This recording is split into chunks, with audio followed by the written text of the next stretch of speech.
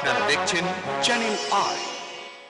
তরুণদের সাথে গণপ্রজাতন্ত্রী বাংলাদেশ সরকারের মাননীয় প্রধানমন্ত্রী শেখ হাসিনার পুত্র সজীব ওয়াজেদ জয়ের খোলামেলা কথোপকথন নিয়ে রয়েছে বিশেষ অনুষ্ঠান। চলুন উপভোগ করি।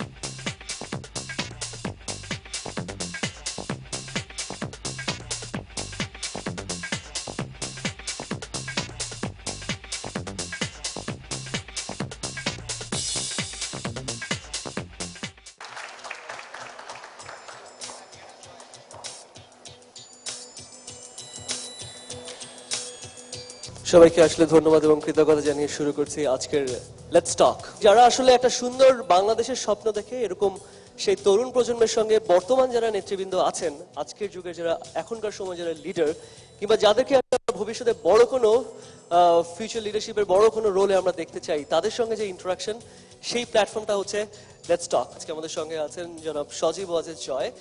তাকে আসলে নতুন করে পরিচয় করিয়ে দেওয়ার কিছু নাই, তিনি নিজেই নিজের পরিচয়। যারা পার্টিসিপেন্ট এখানে আছেন এরা সবাই বাংলাদেশের সব নামকরা বিশ্ববিদ্যালয়গুলোতে পড়াশোনা করছেন এবং তারা বিভিন্ন সংগঠনের সঙ্গে যুক্ত আছেন, বিভিন্ন লিডারশিপ রোলে, বিভিন্ন ভলান্টারি রোলে।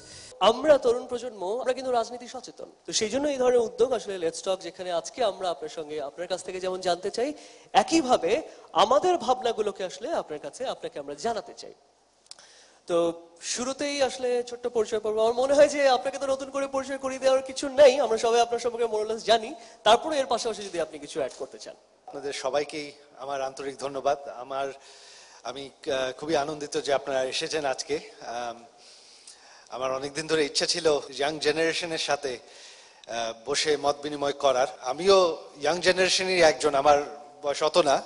আমাদের একটা ছোট্ট কৌতূহল আছে। কৌতূহলের জায়গাটা হচ্ছে এরকম যে আপনি বেড়ে উঠেছেন একটা রাজনৈতিক পরিবারে এবং রাজনীতির ভেতরে আপনার বেড়ে ওঠা, কিন্তু তথাপি আপনি অনেকদিন অরাজনৈতিক ব্যক্তি হিসেবে আমাদের কাছে পরিচিত ছিলেন। তারপরে একটু একটু করে রাজনীতির সঙ্গে আপনার সংশ্লিষ্টতা, এর পাশাপাশি তথ্য প্রযুক্তিতে আপনার ব্যাপক উপস্থিতি আমরা গত অনেক বছরে দেখেছি। তো রাজনৈতিক পরিবারের সন্তান, জাতির জনক বঙ্গবন্ধুর নাতি, বর্তমান প্রধানমন্ত্রীর পুত্র, কিংবা এখন আপনি একজন রাজনীতিবিদ, কোন পরিচয়ে পরিচিত হতে আসলে আপনি ভালো ফিল করেন? আমি ওরকম কোনো নির্দিষ্ট পরিচয় কোনোদিন খুঁজি নাই। আসলে যেটা হয়েছে যে আমি নিজেকে খুব ভাগ্যবান মনে করি যে আমি এই সুযোগটা পেয়েছি আমার দেশকে আমার এক্সপার্টিস দিয়ে একটু উন্নত করার। এরকম সুযোগ আসলে সবাই পায় না। তার জন্য আমার যেই ক্ষেত্রে আমার এক্সপার্টিসটা বেশি, আইটি সেক্টর, সেখানে আমি একটু হাত দেওয়ার চেষ্টা করেছি, কারণ আমার অনেক দিনের স্বপ্ন ছিল একটা ডিজিটাল বাংলাদেশ গড়ে তোলার। সবার কাছে ভিপ কার্ড আছে, প্রত্যেকের কাছে ছোট ছোট চিরকুট আছে।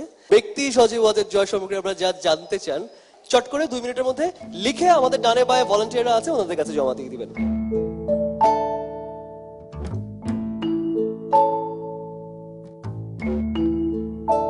কঠিন প্রশ্ন হচ্ছে নাকি?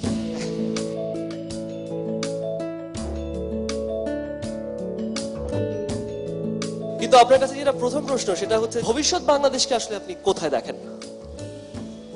ভবিষ্যৎ বাংলাদেশ আমি দেখছি যে অবশ্যই একটা আমাদের যে ভিশন 2021 2021 সালের মধ্যে একটি মধ্যমায়ের দেশ হিসাবে আমরা প্রতিষ্ঠিত হব। কারণ আমরা চাই না যে আমাদের দেশে কোনো মানুষ না খেয়ে থাকবে, জামা কাপড় পাবে না, হেলথ কেয়ার পাবে না, এই সমস্যাটা যাতে না থাকে। তবে ফিউচারে যেটা আশা করছি যে আমরা একটা গরিব দেশ হিসাবে থাকবো না। আমাদের এখন ইন্ডাস্ট্রিয়ালাইজেশন হবে, আমরা আমাদের ফাইন্যান্সিয়াল সেক্টরটাকে ওপেন করব, আর তার জন্য বিনিয়োগ এবং ফরেন ইনভেস্টমেন্ট আমাদের অত্যন্ত প্রয়োজন। কারণ আমাদের এখানে তো মূল বিষয় হচ্ছে আমাদের দেশের ভিতর আর কতই বা ইনভেস্টমেন্ট আছে। আমরা যদি ফরেন ইনভেস্টমেন্ট অ্যাট্রাক্ট না করতে পারি, আমরা সেই ধরেন এখন আমরা 6-7% গ্রোথ রেটে আছি, আমরা যদি 8-9-10% চলে যেতে পারি, আমরা শুধু মধ্যমায়ের একটা দেশ না, ইভেন্চুয়ালি ধরেন আরো 30-40 বছর আপনাদের লাইফ টাইমের মধ্যেই আমরা একটা কিন্তু ডেভেলপড দেশ হিসাবে প্রতিষ্ঠিত হতে পারি। এটা কিন্তু সম্ভব। কেউ যদি বলে যে এটা সম্ভব না, আমি কিন্তু ডিসএগ্রি করব। একটা প্রশ্ন এসেছে এরকম যে সুমাইয়া আইবিএ থেকে উনি লিখেছে when did you fall in love for the first time?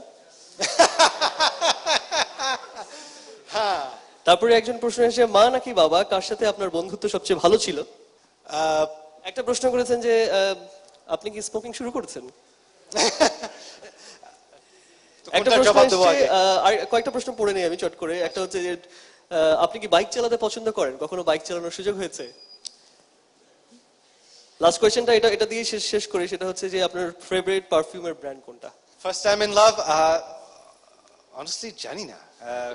আমার সেরকম অত বেশি গার্লফ্রেন্ড হয় না, আমি বলবো আমার আই বিন ম্যারিড, আমি 10 বছর বিবাহিত। আমি ইনফ্যাক্ট বাইক চালাই, আমি মোটরসাইকেল চালাই অনেক বছর ধরে, 18 বছর বয়স থেকে। আমি যখন ব্যাঙ্গালোরে প্রথম ব্যাচেলার্স করি তখন গাড়ি কেনার টাকা ছিল না আমাদের, তখন আমি একটা পুরানো মোটরসাইকেল কিনে চালাতাম।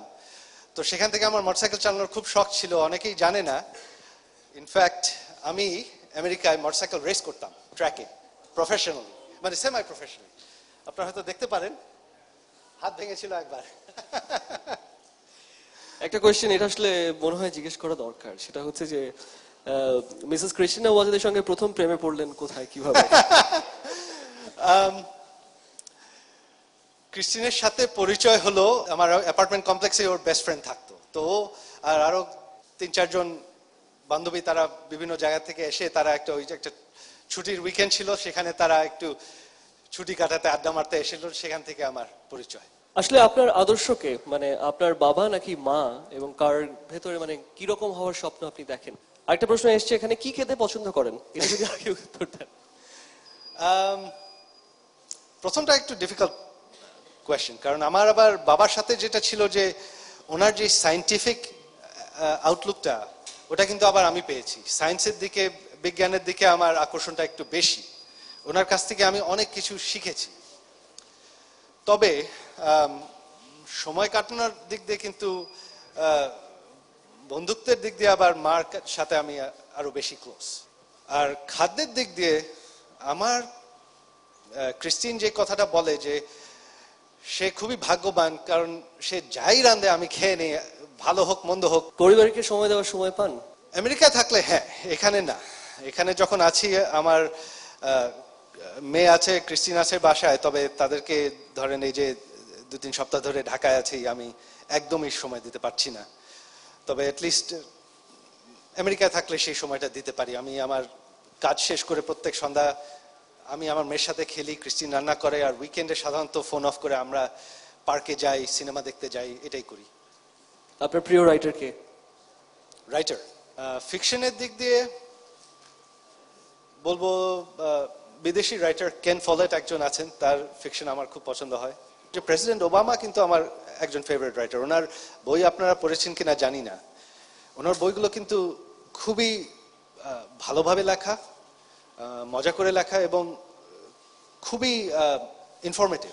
প্রশ্ন জেনারিক কোয়েশ্চেনের আগের লেটস টক গুলোতে অনেকেরই ছিল যে তারা এডুকেশন নিয়ে এবং বিভিন্ন পলিটিক্যাল কোয়েশ্চেন যারা করেছেন, এই পলিটিক্যাল কোয়েশ্চেন গুলো অনেকে আবার করতে চান, কিংবা জয় ভাইয়ের কাছ থেকে স্পেশালি আপনারা শুনতে চান। তো ছোট্ট করে আমরা কিছু প্রশ্ন আমরা নিতে চাই, চট করে শুনতে চাই। ধন্যবাদ নাফিস ভাইকে। আমার যেটা প্রশ্ন হলো সেটা আমাদের বলা হচ্ছে আমরা খাদ্যে স্বয়ংসম্পূর্ণ, কিন্তু আরেকটা রিপোর্ট এখানে আছে যেখানে এই রমজান মাসে একটা রিপোর্ট করে দেখা যাচ্ছে যেখানে বাংলাদেশের প্রায় সব ধরনের খাবারেই ফরমালিনের উপস্থিতি লক্ষ্য করা যাচ্ছে। এখন আমার প্রশ্ন যেটা হচ্ছে, হিরোশিমা এবং নাগাসাকিতে আমরা জানি যে সমস্ত শিশুগুলো ভূমিষ্ঠ হচ্ছে, তারা বিকলাঙ্গ হয়ে জন্মাচ্ছে, তেজস্ক্রিয় বিকিরণের কারণে, এবং আগামী 500 বছর যারা জন্মগ্রহণ করবে তারাও বিকলাঙ্গ হবে। এখন আমাদের জিনিসটাকে এমন হচ্ছে না যে ফরমালিন দীর্ঘদিন খেতে খেতে আমাদের মানে অনাগত যে ভবিষ্যৎ নতুন প্রজন্ম, তারাও তাদেরকে স্বাস্থ্য সেই পর্যায়ে বুঝতে পেরেছি। ফরমালিন নিয়ে আপনার যে প্রশ্নটি ফরমালিন নিয়ে, সেক্ষেত্রে আমি বলবো যে ধরেন এখানে যে ফরমালিনের লং টার্ম এফেক্টটা কি সেটা কিন্তু কেউ এখনো জানে না, এটা বাস্তব, এটা কোনো স্টাডি করা হয় না। আর আসলে কি কোনো লং টার্ম এফেক্ট আছে সেটাও কিন্তু প্রমাণিত নাই। তা বলে আমাদের সরকার কিন্তু চেষ্টা করছে, আমরা ড্রাইভ চালিয়ে যাচ্ছি, এটা অবৈধ। যেখানেই ধরা পড়ে আমরা কিন্তু যেখানে পাই যে ফরমালিন দিয়ে খাবারে মিক্স করা হয়েছে, ওই খাবার আমরা ধ্বংস করে ফেলাই। এটা কিন্তু চলছে, অনবরত চলছেই। আমাদের দেশে যেটা হয়ে গেছে আনফরচুনেটলি, যে একটা কালচার অফ ইম্পিউনিটি হয়ে গেছে, যে এটা আমরা যা ইচ্ছা তাই করতে পারি, এটার কোনো কেউ কিছু বলবে না, অবৈধ কাজ করলেও কেউ কিছু ঠেকাবে না, অবৈধ কাজ করা ইটস ওকে, এই অ্যাটিটিউডটা কিন্তু চলে আসছে। তবেও আমরা সব ক্ষেত্রে এটা আওয়ামী লীগ সরকার আমরা এনফোর্স করার চেষ্টা করছি। একটা রিসোর্সের বিষয়, যেহেতু আমাদের দেশে 15 কোটি মানুষ, সব জায়গায় মানে এত এই মানুষ সংখ্যার মধ্যে সব জায়গায় থামায় দেওয়া ইমিডিয়েটলি সম্ভব হচ্ছে না, যেটা আমি বারবার বলে এসেছি। আমরা চেষ্টা করে যাচ্ছি, কেবল 5 বছর হয়েছে যেটা আমরা চেষ্টা করতে পেরেছি, সময় লাগবে, আমরা এগিয়ে যাচ্ছি। যে আশাবাদী আছি যে আগামী 5-10 বছরে আমরা যদি এরকম ড্রাইভ চালাতে থাকি, আগামী আরো শিগগিরই। আমি সজীব, ঢাকা ইউনিভার্সিটিতে পড়ছি ইন্টারন্যাশনাল বিজনেসে। ভাই, আমরা নতুন কিছু শুনতে চাই, মানে ট্র্যাডিশনালি বিএনপি এটা করেছে, জামায়াত এটা করেছে, এটা না। আপনি আমাদেরকে কোন নতুন বাংলাদেশটা দিতে পারেন, সেখানে আমরা কিভাবে আপনাকে সাহায্য করতে পারি সেটা জানতে চাই। আমি লুবজানা, ঢাকা ইউনিভার্সিটি আইবিএতে পড়ছি। আমার প্রশ্ন হচ্ছে যে টেকনোলজি কিন্তু অনেক ফাস্ট মুভ করছে, ইভেন সোশ্যাল কালচারের চেয়ে, অনেক নর্মসের চেয়ে।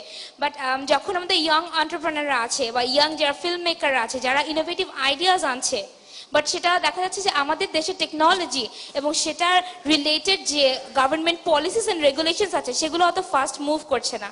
তো the people who are actually dreaming of something new, bringing new concepts like crowd funding to Bangladesh, তো what can be done for them? কিন্তু একটা জিনিস সেটা হচ্ছে যে আইটি ক্ষেত্রে কিন্তু বাংলাদেশ অনেক দূর এগিয়ে গেছে। আপনি যেটা বলছিলেন যে গত 5 বছরে এই বর্তমান সরকারের সময়টাতে আমাদের অনেক কিছু পরিবর্তন এসছে, সবকিছু ডিজিটালাইজ করার চেষ্টা করা হচ্ছে। এখন দেখা যাচ্ছে যে বিভিন্ন অ্যাপ্লিকেশন ফর্ম সেটা আসলে অনলাইনে করা যাচ্ছে, পাসপোর্টের অ্যাপ্লিকেশন অনলাইনে করা যাচ্ছে, যেটা আমাদের সময় অনেক কমে এসছে। কিন্তু এর সঙ্গে সঙ্গে আমাদের প্রত্যাশাও কিন্তু আসলে অনেক দূর এগিয়ে গেছে। যে কি করা উচিত বাংলাদেশের, বা কি প্ল্যান আপনার ছিল? যেই পরিমাণ একটি রেভলিউশন আমরা আনার চেষ্টা করছি, এটা কিন্তু ফ্র্যাঙ্কলি বলবো 5 বছরে সম্ভব না। আপনারা যদি দেখেন যে 5 বছরে আমরা এই আইটি ক্ষেত্রে কত দূর আগাতে পেরেছি, কারণ আমরা কিন্তু একদম জিরো থেকে শুরু করেছি। আমরা যখন এই ডিজিটাল বাংলাদেশ প্ল্যানটা ইমপ্লিমেন্ট করা শুরু করি, তখন প্রথমে দেখি দুটা মেইন সমস্যা। কারণ তখন কিন্তু সরকারের কোনো কিছুই ডিজিটাইজ ছিল না, কিছুই না। যত কিছু ছিল, এবং কি বাংলাদেশ ব্যাংকের একটা চেক ক্লিয়ারিংও কিন্তু ওই কাগজ খাতা কলমে হতো। তার জন্য একটা চেক ক্লিয়ার করতে কয়েক সপ্তাহ সময় লাগতো। তো আমরা যখন শুরু করি, তখন দেখা যায় যে মূল দুটো মানে বেসিক দুটো জিনিস প্রয়োজন তাই ছিল না। এক হলো বিদ্যুৎ, আর 2 নম্বর হলো আপনার কানেক্টিভিটি। তো আমরা দুটোই প্যারালালি করার চেষ্টা করেছি। ইনফ্যাক্ট এখন বিদ্যুতের সমস্যার সমাধান হয়ে গেছে, বিদ্যুতের আর আমাদের আইটি সেক্টরে কোনো অভাব নাই। কানেক্টিভিটিটা কিছুটা হয়েছে, এখন একটু ব্যান্ডউইথের প্রবলেম আছে। আর আইটি ক্ষেত্রে আমাদের ডিজিটাইজেশনটা অনেক এগিয়ে গেছে। তবে এত কিছু আছে, এত কাজ আছে, এটা কিন্তু আপনার 5 বছরের প্ল্যান না, এটা কিন্তু আপনার 15-20 বছরের প্ল্যান। আর এটা কিন্তু কন্টিনিউয়াস প্রগ্রেসের প্ল্যান। কারণ আমরা যেই সব ডিজিটাইজেশন করছি, যেই সব সিস্টেম কম্পিউটারাইজ করছি, এটা বর্তমানে হচ্ছে ভার্সন 1। আমার প্ল্যানটা ছিল যত দ্রুতভাবে করা যায়, যত সহজভাবে করা যায় আমরা করে ফেলাই। তারপর যত ওখানে আবার উন্নত করতে হবে, ওটা নেক্সট ফেজে করব। আর এটা কন্টিনিউয়াসলি মডার্নাইজ করতে থাকবে। মডার্নাইজেশনে কিন্তু কোনো শেষ নাই, কারণ আপনার টেকনোলজি আগাতে থাকে। তো সময় আরো লাগবে, তবে আমরা অনেকখানি এগিয়ে এসেছি। একটা প্রশ্ন ছিল এরকম যে আউটসোর্সিং এর ক্ষেত্রে প্রচুর আউটসোর্সিং হচ্ছে, এই সুযোগটা আসলে ইন্ডিয়া প্রচুর নিচ্ছে, বাংলাদেশ কিন্তু নিতে পারতো। আমরা কি নিতে পেরেছি বা পারবো বলে আপনার মনে হয়? হ্যাঁ, আমরা কিন্তু আসলে এটা খুব বেশ সফল হচ্ছি। একটু গ্রোথ আমাদের কিন্তু বেশ ভালো। তবে আমরা কিন্তু শুরু করেছি এত ছোট অবস্থা থেকে, যে আমাদের আইটি সেক্টরে যদি দেখেন, আমাদের এক্সপোর্ট ছিল আমরা যখন শুরু করি বছরে মাত্র $20 মিলিয়ন না কত। এখন কিন্তু ওটাই গত 3-4 বছরেই বাড়তে বাড়তে 50, 60, 70, প্রায় $100 মিলিয়ন মতন চলে গেছে। তো আপনি যদি দেখেন আমাদের 2-3 বছরে গ্রোথ কিন্তু প্রায় 200% মতন হয়ে গেছে। আর ইন্ডিয়া হয়েছে কি, ইন্ডিয়া এত দূর এগিয়ে আছে যে ইন্ডিয়াকে ধরতে অনেক সময় লাগবে। ইন্ডিয়ার অ্যানুয়াল আপনার তাদের আইটি এক্সপোর্টস হচ্ছে প্রায় $60 বিলিয়ন। আমাদের কেবল 100 মিলিয়নে এসেছি। তবে আমরা কিন্তু ছিলাম 20 মিলিয়নে মাত্র 3 বছর আগে। তো আমার মনে হয় আরো কিছু প্রশ্ন আমরা চট করে একটু ফ্লোর থেকে শুনে আসি। আমার কোশ্চেনটা হচ্ছে যে আপনি রিসেন্টলি একটা ঘোষণা দিয়েছেন যে আপনার কাছে তথ্য আছে যে আপনি আওয়ামী লীগ সরকার ভবিষ্যতে ক্ষমতায় যাবে।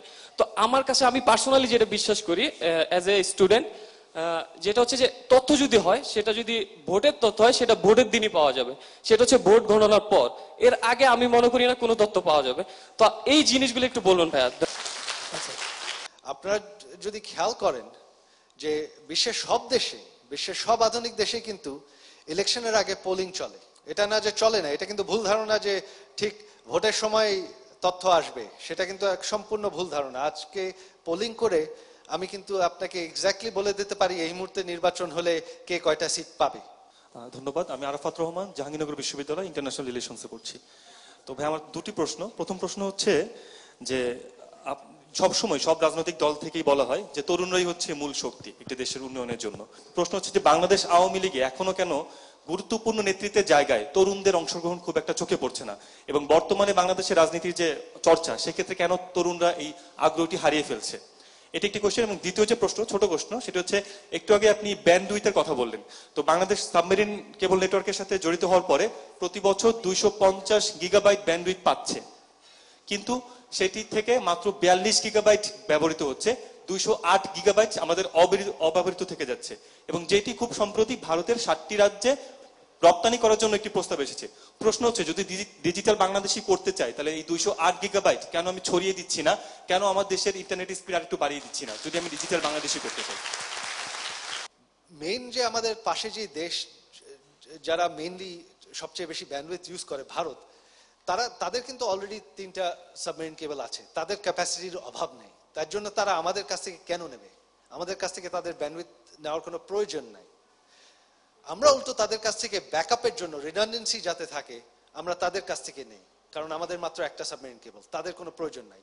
তবে এটার এক্সট্রা ক্যাপাসিটি আমাদের আশা আছে যে ইউটিলাইজেশন কিন্তু প্রতি বছর বাড়ছে আর বাড়তে থাকবে। তবে এটা কোনো ওই যে 200 মেগাবিট কানেকশন আছে, আমরা মাত্র কত মেগাবিট ইউজ করছি, তাতে কিন্তু কোনো লস নেই, কারণ এখানে কোনো ভাড়া নেই। আমি শুধু যত ইউজ করব সেটার একটা খরচ আছে।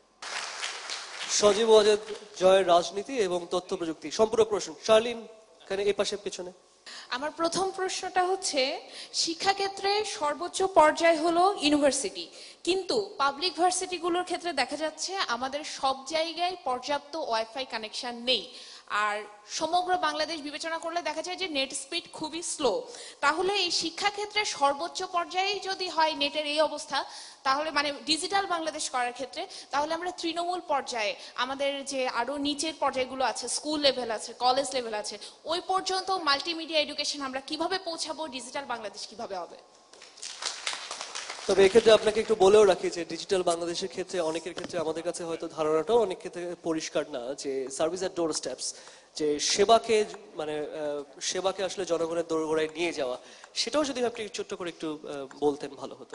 বিশ্ববিদ্যালয় ওয়াইফাই এবং ব্যান্ডউইথের প্রশ্ন যেটা, এটার জন্য আমি আপনারা হয়তো জানেন না, এটা একটা আমাদের প্রজেক্ট রয়ে গেছে, প্রজেক্টটা চালু হয়ে গেছে অলরেডি, এটা কাজ শুরু হয়ে গেছে যে যত বিশ্ববিদ্যালয় আছে, অ্যাটলিস্ট সরকারি যতগুলো আছে এবং বেসরকারিরা, যেহেতু তারা বেসরকারি তাদের এটা নিজেদের করে নিতে হবে, বাট সরকারি যত বিশ্ববিদ্যালয় আছে সেখানে সবগুলোতে ওয়াইফাই ইমপ্লিমেন্ট করার সরকারের একটা প্ল্যান আছে, অলরেডি প্রজেক্টটা আছে, এটা অলরেডি শুরু হয়ে গেছে। ইনফ্যাক্ট এখন যে পর্যায়ে আছে যে প্রত্যেকটি বিশ্ববিদ্যালয় আগে ফাইবার অপটিক দিয়ে কানেক্ট করা হচ্ছে। একবার যখন তাদের কাছে ফাইবার অপটিক চলে যাবে, তখন ওখানে আমরা ওয়াইফাই বসায় ওয়াইফাই নেটওয়ার্ক করে নিতে পারবো। এটা কাজ কিন্তু অলরেডি শুরু হয়ে গেছে। ব্যান্ডউইথ আমাদের দেশের ভিতর ডিপেন্ড করে লোকেশনের উপর, তবে যেমন ঢাকা শহর, চট্টগ্রাম, বিভিন্ন লোকেশনে ব্যান্ডউইথের অভাব নেই, কস্টটা একটু বেশি আছে, নট হোলসেল কস্ট কিন্তু আমরা অনেক কমিয়ে এনেছি। আইএসপি যারা লাস্ট মাইল সলিউশন দেয়, আপনার লাস্ট মাইল কানেকশন দেয় আপনাদের ঘরে বা অফিসে, তারা সেভাবে কিন্তু তাদের কস্টটা কমায় নেয়। এটা এখন আমরা একটু যাচাই করছি, আমরা চিন্তা করছি যে হয়তো আমরা একটা কস্টের প্রাইসের একটা সিলিং দিয়ে দেবো কিনা, যেটা আমরা মোবাইল অপারেটরদের ক্ষেত্রে করেছিলাম। আমরা যদি ধাপ করে তাদের দাম বাই ফোর্স কমায় দিই, তখন তারা সবাই কিন্তু লসে চলে যাবে। তো তার জন্য আমরা চেষ্টা করছি যে তারা অ্যাটলিস্ট দামটা আস্তে আস্তে কমাক, কম্পিটিশন বাড়ায় যদি দাম কমাতে পারি, আর অ্যাটলিস্ট দাম যতটুকু না কমে তারা যদি ব্যান্ডউইথটা বাড়ায়, সেটা কিন্তু অলরেডি হচ্ছে। কোয়ালিটি, আপনারা যদি ইন্টারনেট কোয়ালিটি দেখেন 5 বছর আগে কি ছিল আর এখন কি আছে এইটা একটু তুলনা করে দেখেন, আপনি দেখবেন মারাত্মক কিন্তু পরিবর্তন এসেছে। আমাদের সোশ্যাল সিকিউরিটির জায়গাটা আমি একটু কথা বলতে চাই। তো যদিও পার্লামেন্ট অথবা ল বলে ল ইজ ইকুয়াল, বাট কিছু কিছু ক্ষেত্রে কিছু কিছু জায়গায় লটা একটু কাজ করে যায়। যদি আমি দেখি বিশ্বজিৎ ইস্যুতে দেখা যায় একটা নিরীহ বা সাধারণ নাগরিক তার উপরে যে অত্যাচারটা হয়েছে সেই জায়গায় তার হিউম্যান রাইটসটা কোথায়? যারা বিশ্বজিৎকে হত্যা করেছে তাদেরকে কিন্তু সঙ্গে সঙ্গে গ্রেফতার করা হয়েছে, তাদের দল পারিবারিক পরিচয় কিচ্ছু কিন্তু দেখা হয় নাই, তাদেরকে গ্রেফতার করা হয়েছে। কতজন মানুষ প্রতি বছর হত্যা হতো ছাত্র দলের হাতে, আর কয়জনকে গ্রেফতার করা হয়েছিল? যে আমাদের নিজেদের দলের এই পর্যন্ত এই 5 বছরে ছাত্রলীগের 600 জনের জেল হয়েছে অপকর্মের জন্য। এটা কিন্তু বাংলাদেশে কোনো সরকারের ইতিহাসে হয়নি। সরকারের দায়িত্ব কি? যারা আইন ভাঙবে, যারা মানব হত্যা করবে তাদের বিচার করা, এটাই হচ্ছে সরকারের দায়িত্ব। আর আমরা সেটা করেছি, তার জন্য তো সরকারের প্রশংসা হওয়া উচিত। আমরা তো বিচার করছি। আগে কি ছিল, কোথায় ছিলাম আমরা? আগে তো আপনার গণতন্ত্রই ছিল না। আপনি আজকে মানবাধিকারের কথা বলছেন। আমি যখন বাংলাদেশে ফিরে আসি, আমার যখন 12 বছর বয়স, আমি যখন বাংলাদেশে আপনাদের মতন ছাত্র, তখন আমি কিন্তু রাস্তায় আমার 4 জন বন্ধুকে নিয়ে আড্ডা মারতে পারতাম না। সারা দেশব্যাপী সেকশন 144 ছিল। আমার আপনার কাছে একটা প্রশ্ন ছিল যে গতবার যখন আওয়ামী লীগের জেনারেল মিটিং হয়েছিল তখন প্রেসিডেন্টের পোস্টের জন্য এবং বিশেষ খুব ইম্পর্টেন্ট কোনো পোস্টের জন্য কোনো ইলেকশন হয়নি, যদিও আমাদের রিপ্রেজেন্টেশন অফ পিপল ওয়ার্ডের নিয়ম অনুযায়ী সেখানে ইলেকশন হওয়ার কথা। অটোমেটিকলি আমাদের মাননীয় প্রধানমন্ত্রী শেখ হাসিনা পার্টি প্রেসিডেন্ট আবার হয়ে গেছেন। এখানে কিন্তু একটি ভুল ধারণা সৃষ্টি হয়েছে। আপনারা যদি দেখেন 85 সালের পর থেকে কিন্তু ওনার বিরুদ্ধে কেউ পার্টিতে নমিনেশনই দেয় নাই। শি হ্যাজ বিন কমপ্লিটলি আনঅপোজড, কেউ কারোর নামই দেয় নাই। লাস্ট ওনার বিরুদ্ধে একজন মাত্র দাঁড়িয়েছিলেন, সেটা ছিলেন ডক্টর কামাল হোসেন সেই 80s-এ। আর তারপর তিনি ওখানে ইনফ্যাক্ট যেটা হয়েছিল যে পার্টির নিয়মটা হচ্ছে একজন নমিনেশন দেবে, আরেকজন তাকে সেকেন্ড করতে হবে। তো আনফর্চুনেটলি তখন যেটা হলো যে ওনাকে কেউ কিন্তু সেকেন্ডই করে নাই। সেটা না করাতে কিন্তু তিনি একটু বিক্ষুব্ধ হয়ে দল ছেড়ে চলে গেছিলেন তখন। তবে তারপর থেকে কিন্তু আমার ওই পার্টির প্রেসিডেন্ট পোস্টে কেউ এখন পর্যন্ত আমার মার বিরুদ্ধে দাঁড়াই নাই, কেউ তার নামও আজ পর্যন্ত দেয় নাই। এটাই হচ্ছে মূল বিষয়। নট বিকজ যে ইন্টারনাল ডেমোক্রেসি নাই, বাট বিকজ পার্টির মধ্যে ওনার যে পপুলারিটি, এটা পার্টির বাইরে কেউ হয়তো কল্পনা করতে পারে না। বাট এটাই হচ্ছে রিয়ালিটি। কেউ যদি দাঁড়াতো অবশ্যই ইলেকশন হতো। আমার প্রশ্ন হলো, আওয়ামী লীগ নির্বাচনে আসার সময় কিছু দলীয় ইশতেহার দিয়েছিল, যেগুলোর মধ্যে ছিল পদ্মা সেতু নির্মাণ, খাদ্যদ্রব্যের দাম কমানো, যেরকম চালের দাম কমানো, ইভেন রাজাকারদের শাস্তি নির্ধারণ করা। এর মধ্যে দৃষ্টিগতভাবে এখনো আমরা কিন্তু কোনো নির্বাচনী ইশতেহারের পরিপূর্ণতা দেখতে পাইনি আওয়ামী লীগের কাছ থেকে। যুদ্ধ অপরাধীদের বিচার তো হয়ে গেছে, রায় বাস্তবায়ন করাটা বাকি। আর তাছাড়া আমাদের ম্যানিফেস্টো তো 3টি বিষয় না, আরো অনেকগুলি ওয়াদা ছিল। আপনারা এক একটা করে যাচাই করে দেখেন। পদ্মা সেতু হয়তো আমরা এখন পর্যন্ত করতে পারি নাই, এটা কিন্তু একটা আন্তর্জাতিক ষড়যন্ত্রের জন্য। চালের দাম কিন্তু মোটামুটি একই আছে, তবে চালের উৎপাদন আমরা যে পরিমাণ বাড়িয়েছি। 5 বছর আগে বাংলাদেশে মঙ্গা ছিল, প্রতি বছর মানুষ মারা যেত। এই 5 বছরে কিন্তু মঙ্গায় কেউ মারা যায় নাই। আমরা কিন্তু চাল এক্সপোর্ট করছি। তাছাড়া আমাদের ওয়াদা ছিল যে শিক্ষা আমরা আগাবো। আমরা যে পরিমাণ বই বিতরণ করছি, শিক্ষা কেন্দ্র করেছি, বাংলাদেশের ইতিহাসে কোনো সরকার করতে পারেনি। বিদ্যুতের সমস্যা আমরা সমাধান করব বলেছি, সেটা কি করেছি কি করে নাই? কোথায় ব্যর্থ হয়েছি? আমাদের সরকারি বাজেট যদি দেখেন, আমাদের কৃষি ক্ষেত্রে যদি দেখেন, আমাদের সোশ্যাল সেফটি নেটের ক্ষেত্রে যদি দেখেন, আমাদের হেলথ কেয়ার সেক্টরের ক্ষেত্রে যদি দেখেন, প্রত্যেকটি গ্রাম পর্যন্ত আমরা হেলথ কেয়ার ক্লিনিক করে ফেলেছি। তো সরকার কোথায় ব্যর্থ হয়েছে? আমি সাধুবাদ জানাতে চাই বর্তমান সরকারকে যে তারা বিভিন্ন ধরনের নিউক্লিয়ার পাওয়ার প্ল্যান্ট যে রাশিয়ার সাথে করছে, এটার জন্য আমি সাধুবাদ জানাতে চাই। তারা যে ভবিষ্যতের কথা চিন্তা করছে, কিন্তু এটা যারা ক্রিটিক্স আছে তারা বিভিন্ন ধরনের কথা তুলে ধরতে চায়। আসলে নিউক্লিয়ার পাওয়ার প্ল্যান্টটাকে আমাদের দেশের জন্য যে পরিমাণ দুর্যোগপূর্ণ বাংলাদেশ, যে ধরনের প্রায় সময় প্রতি বছরই আমরা বন্যা দেখি, সেই ক্ষেত্রে নিউক্লিয়ার পাওয়ার প্ল্যান্টটা আসলে কতটুকু ভায়াবল আমাদের দেশের জন্য? আসাদুল্লাহিল গালিব বলেছে যে আমাদের ঢাকায় এত জ্যাম, এই জ্যাম নিরসনে আসলে আপনি কি ভাবছেন? জ্যাম নিয়ে এটাও আমাদের একটি আমাদের চিন্তাধারা আছে। আপনারা ইতিমধ্যে বোধহয় খেয়াল করেছেন যে আমাদের যে যত নতুন ফ্লাইওভার গুলো খোলা হচ্ছে তাতেই কিন্তু জ্যাম কিছুটা কমছে। যতগুলো ফ্লাইওভার দেখছেন সব কিন্তু বাংলাদেশ আওয়ামী লীগ আমাদের এই আমলের মধ্যে পরিকল্পনা করা, শুরু করা, কমপ্লিট করা। বাংলাদেশের ইতিহাসে কিন্তু এত দ্রুত কোনো সরকার কাজ করতে পারেনি। আমার বিশ্বাস, আমরা যেটা অবজার্ভ করেছি, স্টাডি করেছি, যে আমাদের ট্রাফিক ডিসিপ্লিন আনতে পারলে কিন্তু অনেকটা যানজট কমে যাবে। তবে আমাদের কি বলবো, আমাদের দেশের মানুষ দেখা যাচ্ছে যে নিয়ম মানতে চায় না। আমাদের প্ল্যান হচ্ছে যে এখন আমরা একটা পাবলিক ট্রান্সপোর্টেশন সিস্টেম, মানে সব ধরনের ট্রান্সপোর্টেশন সিস্টেম নিয়ে আসছি। আপনার কাছে অনেকগুলো প্রশ্ন আমি হাতে পেয়েছি, যে অনেক সবারই অনেক প্রশ্ন আছে। যে দেশের রাজনীতি আসলে সামনে একটা সংকটময় পরিস্থিতির দিকে এগুচ্ছে, এই সংকট মোকাবেলার ক্ষেত্রে আসলে সরকারের অবস্থান কি হতে যাচ্ছে এই সংকট মোকাবেলায়? পরের প্রশ্ন, ইউএনডিপি এর এমডিজি এর 2015-এর 8টি লক্ষ্যমাত্রার ক্ষেত্রে বাংলাদেশ সরকার 4টি লক্ষ্যমাত্রা পূরণ করেছে, যেটা বাংলাদেশ সরকারের একটা বড় সাফল্য। কিন্তু বাকিগুলোর ক্ষেত্রে আমরা এখন পর্যন্ত কি অবস্থায় আছি? আমাদের দেশের মেধাবী ছাত্রদের একটি বড় অংশ উন্নত দেশে উচ্চশিক্ষার জন্য চলে যাচ্ছে এবং সেখানেই প্রতিষ্ঠিত হচ্ছে। এই যে ব্রেইন ড্রেইন, এটা আমরা তিনি লিখেছেন যে তাদের পেছনে যে ব্যয়কৃত অর্থ সরকারের, এটা তো ব্যাপকভাবে অপব্যবহার হচ্ছে। তো এক্ষেত্রে রাষ্ট্রের পদক্ষেপ কি? একজন লিখেছেন যে where is mister Ilias Ali now? সেটা যদি জানতাম তাহলে তো আমাদের মারাত্মক একটা সমস্যা সমাধান হয়ে যেত। ভারত বাংলাদেশ প্রসঙ্গ, ভারত বাংলাদেশ থেকে কাঁচা পাট আমদানি করে এবং পাটজাত পণ্য তৈরি করে বিদেশি রপ্তানি করে 1500 থেকে 2000 কোটি ডলার তারা আয় করছে, যেখানে আমাদের আয় মাত্র 50 থেকে 60 কোটি ডলার। তো এক্ষেত্রে পাটজাত পণ্য তৈরি করার ক্ষেত্রে করে কর্মসংস্থান এবং রপ্তানি বাড়ানোর ক্ষেত্রে আসলে সরকার কি পদক্ষেপ নিয়েছে?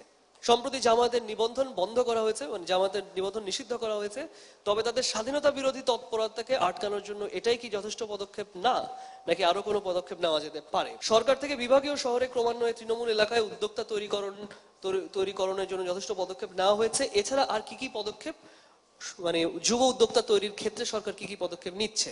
একজন লিখেছেন যে digitalbangladesh.gov.bd এই ওয়েবসাইটটি গত 2 বছর যাবৎ আন্ডার মেইনটেনেন্স আছে। এটার এই বেহাল দশা কেন? আপনি বঙ্গবন্ধুর নাতি, বঙ্গবন্ধুর আশা ছিল যে মাছে ভাতে বাঙালি, আপনার মা বর্তমান প্রধানমন্ত্রীর আশা শিক্ষিত জাতি হিসেবে বিশ্বের কাছে বাংলাদেশকে পরিচিত করা। আপনার আশা কি বা আপনার ভিশন কি? বাংলাদেশকে আপনি কোথায় নিয়ে যেতে চান? গত মাসে পজডাম ইনস্টিটিউট অফ ক্লাইমেট ইম্প্যাক্টের একটা রিসার্চে উঠে আসছে যে 2020 সালের পরে জলবায়ুর পরিবর্তনের ফলে বাংলাদেশের 29% নতুন জমি প্লাবিত হবে, 40% জমি হারিয়ে যাবে। এখন আমরা রাজনীতি নিয়ে এত কথা বলছি, কিন্তু আমাদের জলবায়ু তহবিলের যে অবস্থা, টোটাল বাংলাদেশের এই বাজেটে আছে 8000 কোটি টাকা জলবায়ু তহবিলের জন্য, যে ক্ষেত্রে এডিপির মাধ্যমে বাস্তবায়িত হচ্ছে 5000 কোটি, আর বাকি 3টি স্বতন্ত্র প্রকল্পের মাধ্যমে 3000 কোটি। এখন দেখা গেছে এডিপির যে 5000 কোটি টাকার বাজেট, সেই প্রকল্পের সাথে এই 3টা প্রকল্প কমন হয়ে যাচ্ছে, সেক্ষেত্রে প্রায় 3000 কোটি টাকা অপচয় হচ্ছে। এখন দেশের স্বার্থে, দেশের ভৌগোলিক রক্ষার স্বার্থে আমরা কি এই ধরনের অপচয় রোধ করতে পারি কিনা? আমরা যেটা দেখি যে আমাদের ইউনিভার্সিটিতে প্রপার লেভেল অফ রিসার্চের জন্য সেরকম ফান্ডিং দেওয়া হয় না।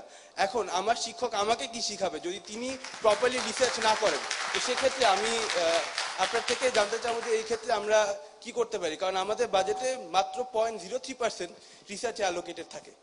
আমি জানি আপনারা ছাত্র, আপনারা একটু আইডিয়ালিস্টিক হবেন, এটা আমি আশা করি। তবে আপনাদের দেখতে হবে চেষ্টা কতদূর করেছি, সাফল্য কতদূর।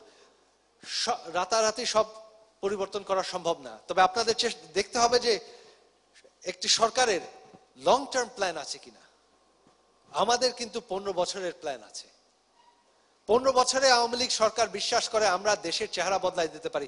আপনারা তার একটি সামান্য উদাহরণ দেখাতে পারি আপনাদেরকে। আপনারা আজকে হাতিরঝিল গিয়ে দেখেন, আপনারা যারা বিদেশে থেকেছেন, কেউ কি বলতে পারে বিদেশের কোনো শহরের চেয়ে কম? এটা কিন্তু আমাদের এই সরকারের আমলেই পরিকল্পনা করা, বাস্তবায়ন করা। এরকম কিন্তু বাংলাদেশের কোনো সরকার পারেনি কোনোদিন। আমরা প্রতিটি ক্ষেত্রে একটা রেভলিউশন এনেছি। আপনারা নিজেরাই ইনফরমেশন নিয়ে দেখেন। হ্যাঁ, হয়তো পাবলিসিটির ক্ষেত্রে আমরা কিছুটা ব্যর্থ হয়েছি, নিজেদের ঢোল আমরা পিটাইনি। আপনারা যদি ডিজিটাল বাংলাদেশেই দেখেন, আমরা 1 বছরের মধ্যে 4500 ইউনিয়ন তথ্য কেন্দ্র করেছি। সরকারি বেশিরভাগ সিস্টেম আমরা ডিজিটাইজ করেছি। আপনাদের রেজাল্ট পাওয়া, অন্যান্য অ্যাডমিশন এবং মানি ট্রান্সফার ডিজিটাইজ হয়ে গেছে, এখন মোবাইল ফোনের মাধ্যমে হয়ে যাচ্ছে, সঙ্গে সঙ্গে হয়ে যাচ্ছে। এইটি কিন্তু আমাদেরই প্রকল্প। তবে মনে হয় যে আমরা আপনার কাছে ফিরবো, তার আগে এর পরের পর্বে আমরা একটু দেখে নিতে চাই যে আসলে একটা প্রশ্ন আমার খুব জানার ইচ্ছে, সেটা হচ্ছে যে আজকে যদি আপনাকে যদি আগামীকাল প্রধানমন্ত্রী করে দেওয়া হয়, প্রথম কাজটা কি করবেন? আগামীকাল যদি প্রধানমন্ত্রী হই, সবচেয়ে আগে আমি বিরোধী দলীয় নেত্রীর সাথে একটা ডায়ালগে বসতে চাইবো। আগামীকাল যদি প্রধানমন্ত্রী হন কি করবেন? আমি যেটা করতে যাচ্ছি সেটা হচ্ছে সরকারি কোঠার পরিমাণটা কমিয়ে ফেলবো। কালকে প্রধানমন্ত্রী হলে কি করবেন? আমি সর্বপ্রথম ঢাকা শহরকে ডিসেন্ট্রালাইজ করে দিব। আগামীকাল প্রধানমন্ত্রী হলে কি করবেন? আপনার নাম, ইনস্টিটিউশন এবং কি করবেন? আমি ফয়সাল, ইস্ট ওয়েস্ট ইউনিভার্সিটি। আমি যদি আগামীকাল প্রধানমন্ত্রী হই তাহলে সেক্ষেত্রে আমি যেটা করবো সেটা হচ্ছে সকল ক্রাইমের তদন্ত রিপোর্ট প্রকাশ করব।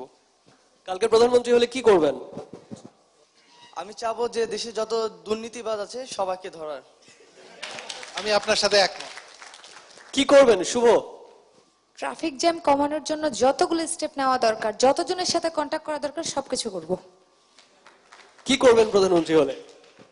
প্রতিটি জেলায় ইউনিভার্সিটি দেব, যেন ঢাকা কেন্দ্রিক যে শিক্ষা হয়ে যাচ্ছে এটা আমি চাই না। বাংলাদেশের প্রতিটি জেলায় শিক্ষার অ্যাক্সেসটা সমান থাকুক। আমি যদি আগামীকাল প্রধানমন্ত্রী হই তাহলে আমাদের যে 3টা এডুকেশনের ধারা আছে ওইটাকে আমি একটা এবং সেন্ট্রাল একটা প্ল্যাটফর্মে নিয়ে আসার চেষ্টা করব। আমি আর কখনো ওই রাস্তা বন্ধ করে এতগুলা লোকের কষ্ট দিয়ে জ্যাম বানায় আমি কখনো রাস্তা একদম খালি হয়ে রং সাইড দিয়ে যাব না। এটা খুবই ভালো পয়েন্ট। এখানে আমি একটা কথা বলতে চাই, আপনারা হয়তো জানেন না, এটা আমরা নিজেই দেখেছি।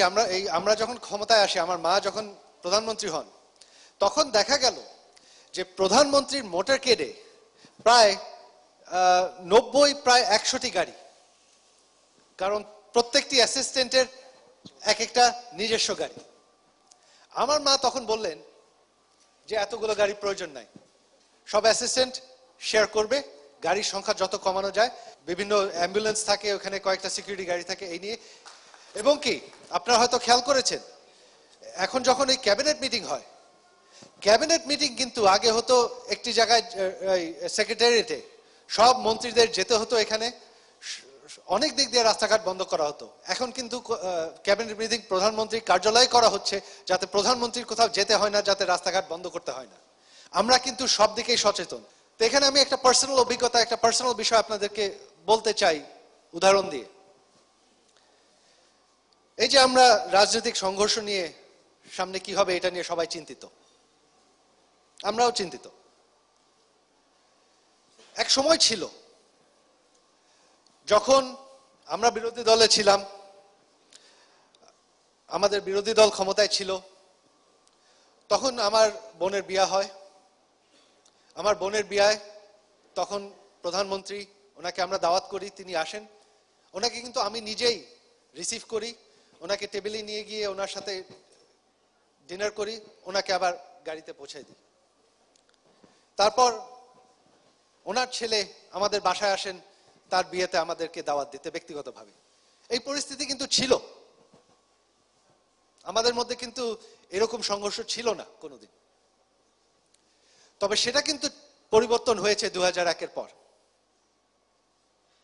2001-এর পর তখন কিন্তু, তার আগে কিন্তু আমাদের দলের নেতৃবৃন্দদের উপর যে পরিমাণ হামলা হয়েছে, প্রাণ হারাহারি হয়েছে, এটা কিন্তু কোনোদিন আগে হয় নাই। এবং কি এখন যদি ব্যক্তিগতভাবে বলেন, আমার মার উপর হামলা করা হয়েছে 21শে আগস্টের কথা আপনারা সবাই জানেন। মুফতি হান্নান কোর্টে সাক্ষী দিয়েছে যে সেটার পরিকল্পনা, সেই হত্যার পরিকল্পনা করা হয়েছে হাওয়া ভবনে, গ্রেনেড বিতরণ করা হয়েছে হাওয়া ভবনে। সেই মিটিংয়ে তখন প্রধানমন্ত্রীর যে পলিটিক্যাল সেক্রেটারি হ্যারিস চৌধুরী, তিনিও ছিলেন। এটা কিন্তু আমার কথা না, এটা কোর্টের সাক্ষীতে আছে, আপনারা পড়ে দেখতে পারেন, এটা পেপারে এসেছে অনেকবার। তাহলে আপনারা আমাকে জবাব দেন, যারা আমার মাকে হত্যা করার চেষ্টা করেছে তাদের সাথে, যারা আমার দলের নেতাকর্মীদেরকে হত্যা করেছে তাদের সাথে আমি কি করব, আমার কি করা উচিত, এটার জবাব আপনারা দেন। আমরা কি চাই যে এটাই দেশের ভবিষ্যৎ হোক, এরকম রাজনীতিবিদ দেশে থাকুক, নাকি আমরা চাই যে একটা পরিবর্তন আসুক? পরিবর্তন এমনি এমনি আসবে যদি আপনারা ভোট দিয়ে পরিবর্তন আনেন। তাই আপনাদের কাছে আমি দাবি করছি, আমাদের যে তরুণরা, আপনি যদি জয় হতেন, আপনি যদি সজীব ওয়াজেদ জয় হতেন, হাউ ডু ইউ ফিল? আমি যদি জয় হতাম তাহলে আমি ফার্স্টেই আমাদের দেশের যে মিডিয়া সেটাকে আমি স্ট্রং করার ট্রাই করতাম, যে গুজব নামক যে ওয়ার্ডটির ব্যবহার হচ্ছে, যে গুজব ছড়াচ্ছে, এটি যাতে না হয় এবং আমরা যাতে সাধারণ জনগণরা যাতে প্রপার ইনফরমেশন পেয়ে থাকি। আগামীকালই অ্যারেঞ্জমেন্ট করতাম যে জনগণ আগামী নির্বাচন তত্ত্বাবধায়ক সরকারের অধীনে চায় নাকি অন্তর্বর্তীকালীন সরকারের অধীনে চায়। আমার মনে হয় যে আসলে আজকে যে ফিডব্যাক গুলো আমরা পেলাম, এটা যদি আসলে আরো অনেকক্ষণ চালানো যেত তাহলে বোধহয় খুব ভালো হতো। এটা আমার খুবই ভালো লেগেছে যে আপনাদের সাথে যে মত বিনিময় করতে পেরেছি, আপনাদের কথা আমি শুনতে পেরেছি, আমার কথা আপনারা শুনতে পেরেছেন। আপনাদের কাছে অনুরোধ যে স্বচ্ছতা আমরা চাই, রাজনীতিতে স্বচ্ছতা আমরা সবাই চাই। যারা ভালো তাদেরকে ভোট দেবেন, এটা আপনাদের হাতে। ধন্যবাদ। আসলে অসংখ্য ধন্যবাদ যে যে আজকে এখানে দেশের লিডিং প্রাইভেট এন্ড পাবলিক ইউনিভার্সিটির ছেলেমেয়েরা আপনারা এখানে এসেছেন। জনাব সজীব ওয়াজেদ জয়কে আসলে আমাদের পক্ষ থেকে গভীর কৃতজ্ঞতা যে আসলে তিনি তার ব্যস্ত শিডিউলের মাঝখান থেকে যে আজকে উনি সময় করেছেন। আপনাদের সবাইকে আমার আন্তরিক ধন্যবাদ।